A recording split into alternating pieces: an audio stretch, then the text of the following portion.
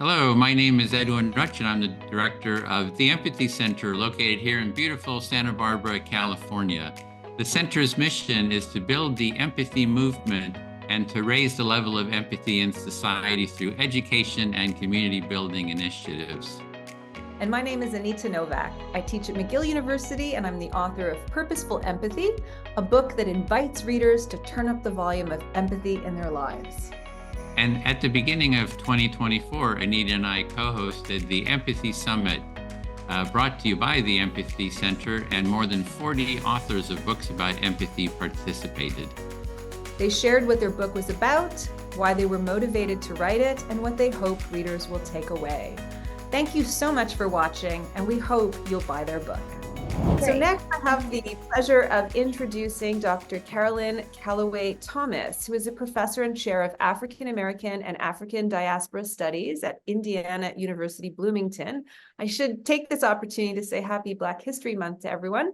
She is the author of Empathy in the Global World, an Intercultural Perspective. Welcome. Thank you so much for being here, Carolyn. Over to you. Okay. Thank you. When I was a little girl growing up in Bernice, in Louisiana, as my father and I walked down the narrow streets, the main street near a drugstore with a soda fountain that served ice cream, I asked my father whether we could go inside for an ice cream cone. As I utter these words, it is still difficult for me to do so without tears welling up in my eyes. I watched my father, the face of my dejected father, as he uttered words that wounded my gustatory expectations and placed social consciousness on a shelf where I could reach it. We cannot go inside that store for ice cream, said my father, because ... My intellectual and psychological world was framed by that painful moment. Years later, as I recall that animating moment, I asked the question, why do people treat others so mean? It is the same question that Dr. Martin Luther King Jr.'s daughter, his 6-year-old daughter, asked when she could not visit Funtown, an amusement park in Birmingham, Alabama. Why do people treat others so mean? That compelling question talked my book, Empathy in the Global World, an Intercultural Perspective, into existence, with a keen emphasis on understanding under what conditions does empathy succeed and under what conditions does it fail. In Empathy in the Global World, I argue that there is not enough empathy in the world to fight against ugliness, cruelty, unloveliness, and meanness.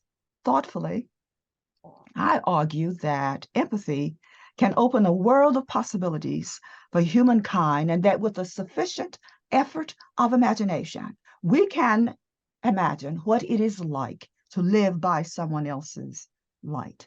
Since it is impossible for us to experience directly the myriad of possibilities, positions, and situations open to us from being rich, educated, poor, immigrant, and so on, empathy can be a meaningful directing surrogate. This, for me, is the exquisite beauty of empathy. One does not have to experience something in order to understand it, whatever it is.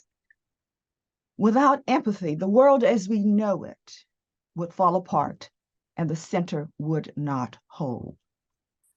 So by being mindful, we can imagine what poverty is like without being poor. We may not be Bill Gates, but with a sufficient effort of imagination, we can imagine owning perhaps a luxurious yacht, staying in the Ritz Hotel in Paris, and being a generous giver to noble causes. We may not be an immigrant, fleeing from injustice and brutality, but with the sufficient effort of imagination, we can imagine what it might be like to be an immigrant. The best, most glorious literature in the world is framed around this magnificent idea. From Shakespeare's Romeo and Juliet to understanding Macon Dead and Toni Morrison's Song of Solomon.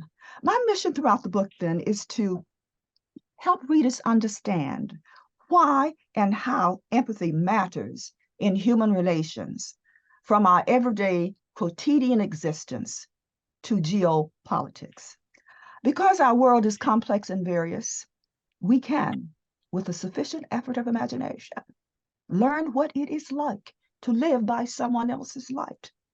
As philosopher Giambattista Vico reminds us, and I quote him, "There must be enough common to all human beings for it to be possible for us to grasp what the world must have looked like to creatures remote in time and space." And I'll argue, for us to understand what the world looks like today with a sufficient effort of imagination. My book argues further that studying the zones and the nature of empathy is a good way of understanding our intricate and enmeshed intercultural world. I show what is at stake when we fail to refashion the world along the lines of empathy. Along the way, I explain under what conditions empathy has failed across a range of topics and situations, including, for example, hot contestations over global immigration, the undermining of empathy during the Iraq War, and the role of media in galvanizing empathy toward or away from others. My book then is a story of the salience and substance of empathy in the global world and how it is being played out in the 21st century. To build my case, I make connections between empathy, understanding, history, and behavior. In chapter 1, for example, I set the stage on which empathy lives today, define empathy, outline key components of empathy, and raise the vital question of why empathy matters. In chapter 1,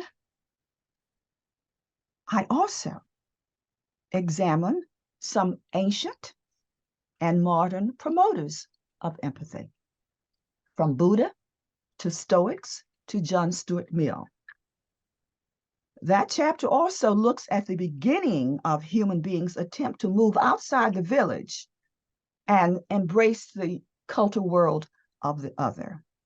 Thereafter, I examine empathy from the following perspectives: geopolitics, subtitled The Spoils of Empathy; immigration, empathy's flickering flames, ? Crafting images, media, and empathy; catastrophes, tsunamis, and Katrinas, and organizations, class, and poverty. Then at the end,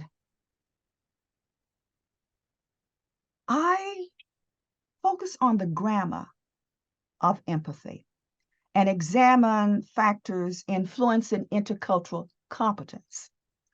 It is a practical skill building chapter, which contains some important, useful takeaways. Specifically, it focused on empathetic literacy, what I call a pedagogy of empathy. And by pedagogy of empathy, I mean knowledge and information-based skills that help global citizens respond to and manage intercultural encounters caringly and competently. In the final chapter, I also offer 10 intercultural rules of human relations, and I posit that they're necessary for us to help in a very practical way to learn what it's like to live by someone else's light. The rules run the gamut from developing empathy, fostering goodwill, imagine the stranger as a friend, and to learning how to distinguish between things that happen to us and because of our ethnicity, our color, and our race, as opposed to things that happen to us in spite of our race, our culture, etc. I argue that a lot of mischief making occurs because we do not always separate things that happen to us because of who we are, as opposed to things that happen in spite of who we are. Throughout Empathy in the Global World and Intercultural Perspective, I echo Seneca's directing philosophy, which is, while we still draw breath, while we still remain among human beings, let us cultivate humanity.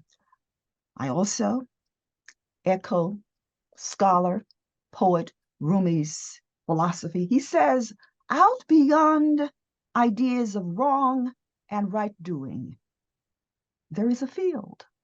I will meet you there. This is a brief summary of my book, Empathy in the Global World and Intercultural Perspective. And it is a summary of what it tries to do and be. Thank you. There's a field, and I will meet you there.